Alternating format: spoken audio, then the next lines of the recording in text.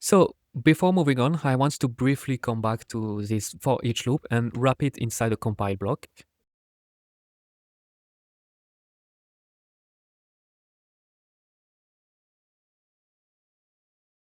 and check multithread when compiled in the end block of the loop node, so the loop can run in a multi-threaded way.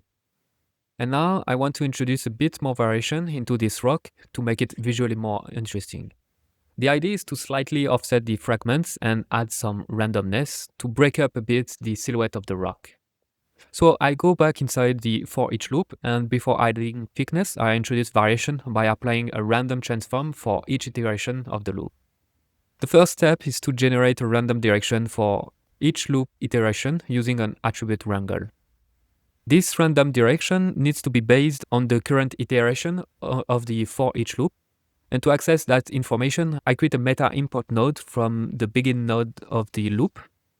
And if we look in the spreadsheet, we can see a detail attribute called iteration, which gives us exactly what we need. I plug this meta import into the second input of my attribute wrangle. And inside the wrangle, I first create a float variable called seed, which reads the iteration detail attribute from the second input. Then I generate a random direction vector called dir using the rand function. And since the rand returns a value between 0 and 1, I generate one random value per axis, each time multiplying the seed by a different constant to decorrelate the result. So in this case, x uses seed times 0.312, y uses seed times 0.789, and z uses seed times 0.245.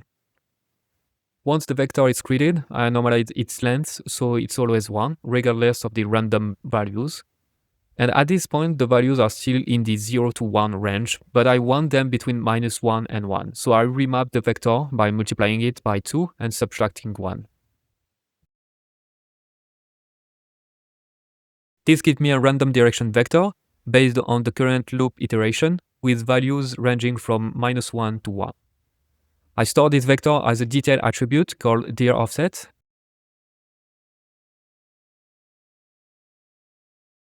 It's important to set the wrangle to run over detail. And if we check the spreadsheet now, we can see that the random vector has been correctly created. Next, I create a second attribute wrangle that runs over points, and here I retrieve the dir offset detail attribute.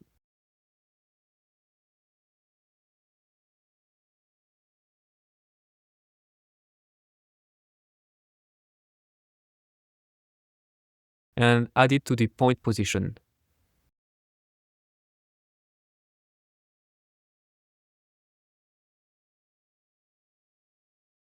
This offsets each fragment along its random direction. And to control how strong this offset is, I expose a parameter called amount that I expose as a spare input that lets me adjust the distance of the offset interactively.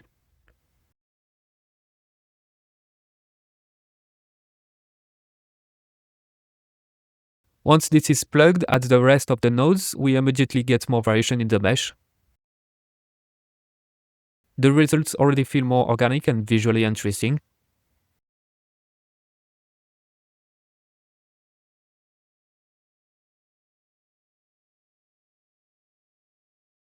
And I can push this further by also scaling each fragment slightly.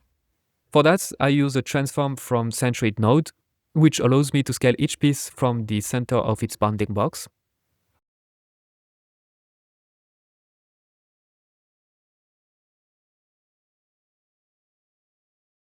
However, once I plug this node in, Houdini throws an error inside the compile block. Some nodes are simply not supported in compiled blocks, and transform from centroid is one of them. So to work around this, I add a second for each connected piece loop after the compile loop. And this second loop is not compiled, and that's where I apply the transform from centroid.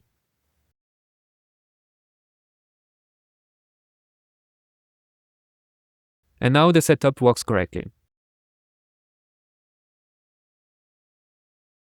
I only apply a very subtle scale, just enough to reduce the visible gaps between fragments. Something like 1.07 works well. And with just a few simple adjustments, we end up with a shape that's already much more interesting and ready for further detailing.